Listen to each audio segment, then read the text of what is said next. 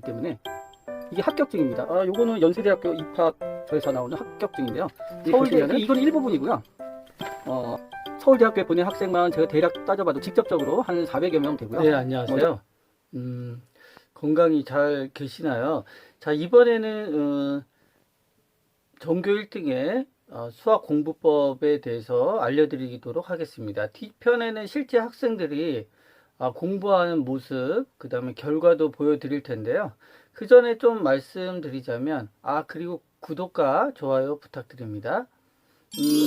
일단 수학은 이제 학년이 올라갈수록 좀 중요하게 여겨지고 있죠. 그래서 지금 소개해드린 방법들은 굉장히 검증을 받은 방법입니다.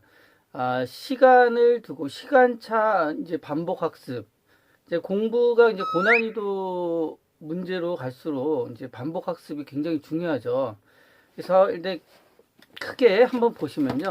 일단 개념을 공부해야 되겠죠. 그래서 개념서로는 정석, 이제 고등학교, 중학교, 초등학교 다 있는데요. 일단 고등학교 거를 기본으로 한번 먼저 말씀드리면요. 이렇게 개념 원리가 있습니다. 정석하고도 똑같죠. 개념서로서 개념서 하나랑 그 다음에 문제집 이거 한 권 정도는 필수적으로 갖고 계셔야 되겠죠. 자녀나 본인이 학생이라면 그렇게 갖고 있어야 되겠죠. 중학교나 초등학생인 경우는 교과서를 활용해도 좋습니다. 개념을 볼 때는 굳이 개념서를 필요가 없죠. 아니면 문제집의 앞에 설명되어 있는 그 개념을 잘 이렇게 익혀도 좋겠습니다.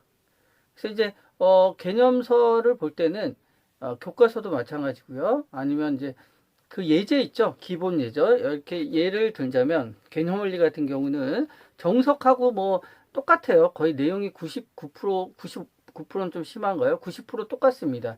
근데 이제 개념 원리가 더 한글화 돼 있죠. 정석은 이제 일본 책을 베꼈기 때문에 한자어가 많고요.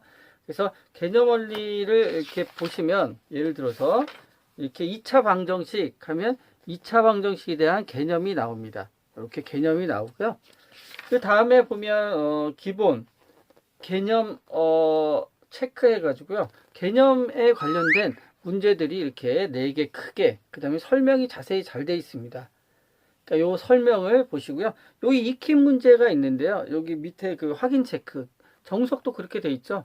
그래서 개념서는 뒤에 연습 문제 이런 것들이 있는데요. 요거는 하지 않으셔도 됩니다. 하지 않아도 돼요.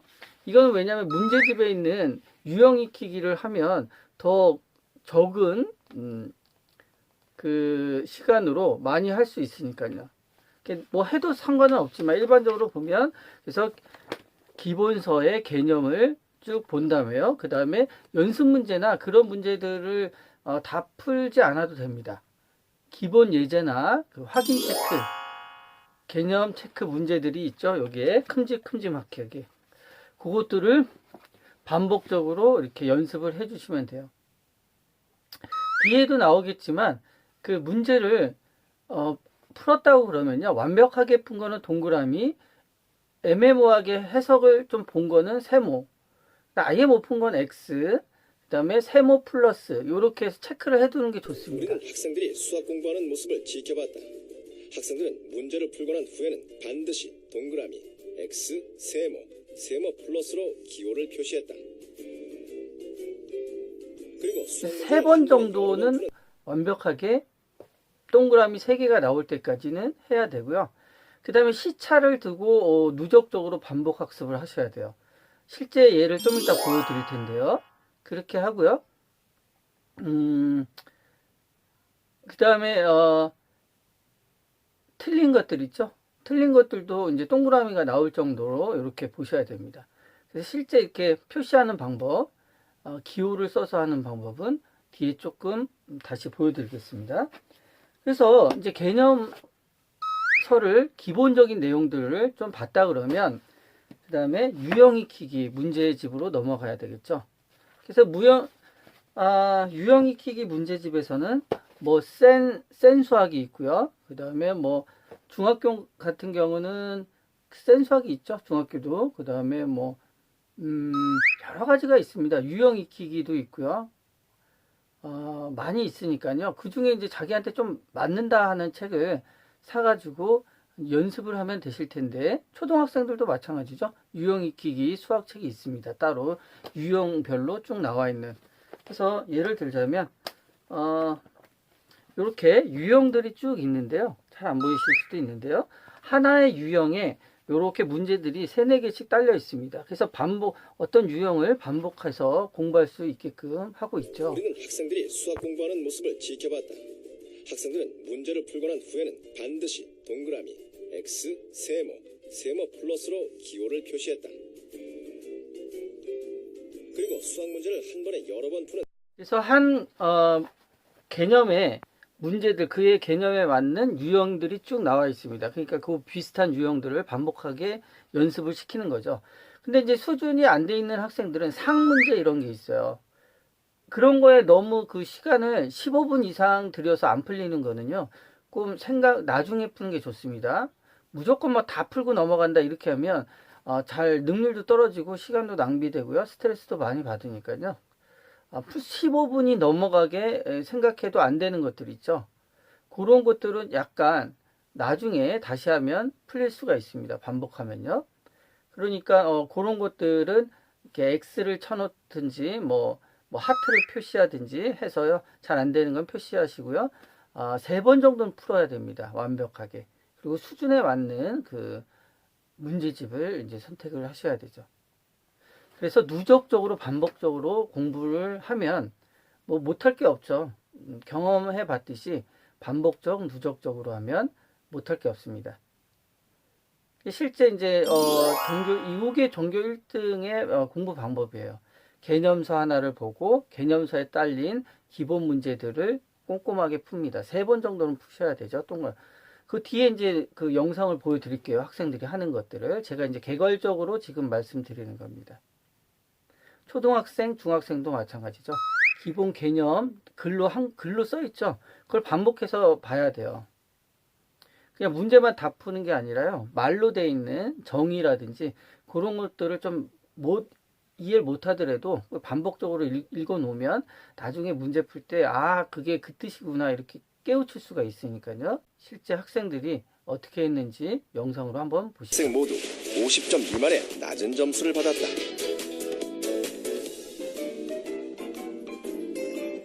수학은 너무 어렵고 막막하기만 해 손도 대기 힘들었다는 5명의 후배들은 현경량의 수학 공부법을 일주일 동안 따라해보기로 했다.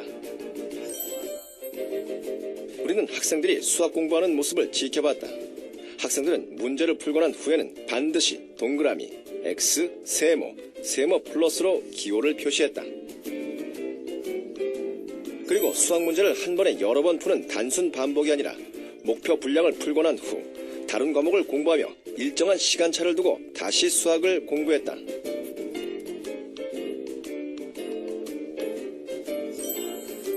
이렇게 계속 반복해서 문제를 풀어나가는데 한 문제를 완벽하게 내 힘으로 풀었다는 동그라미 표가 연속으로 3번 나올 때까지 반복, 누적했다. 일주일의 시간이 지났다. 현경량의 방법대로 일주일 동안 수학 공부에 매진했던 학생들. 그렇게 표시해가면서 하니까 제가 어떤 문제에 더 약하고 어떤 문제를 많이 틀렸는지 알 수 있어서 시험 치기 전에도 틀린 문제를 위주로 많이 더 공부할 수 있을 것 같아서 그게 좋은 것 같아요. 처음에는 공부를 어떻게 해야 될지를 잘 몰랐거든요. 그래서 좀 헤매고 이랬었는데 이 방법을 쓰니까 좀 체계적으로 이렇게 문제를 풀게 된 것 같고요. 시간이 너무 많이 걸려서 꼭 이렇게까지 해야 되나 싶었는데 한 2번, 3번 풀다 보니까 푸는 속도도 빨라져서 너무 좋았고 나중에 그런 문제가 또 나와도 풀 수 있을 것 같아서 좋았어요. 일주일 사이 학생들의 수학 실력에 과연 진전이 있을까? 첫 번째 시험과 같은 범위, 비슷한 난이도로 이루어진 두 번째 시험지를 학생들에게 건넸다. 첫 번째 시험 때는 머뭇거리고 고민하는 시간이 훨씬 많았는데 두 번째 시험에서는 학생들의 손이 바쁘게 움직이고 있었다. 모두 열심히 주어진 문제를 풀었다.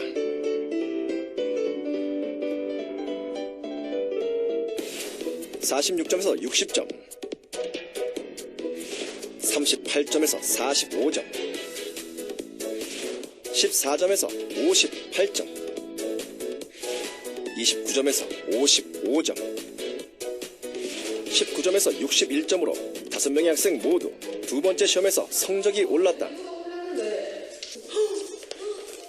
지난 일주일간 학생들은 현경량의 수학 공부법을 자신의 것으로 만들었다. 그리고 막연하기만 하던 수학도 끊임없이 반복하고 끈질기게 매달리면 반드시 승산이 있다는 믿음 또한 생겼다.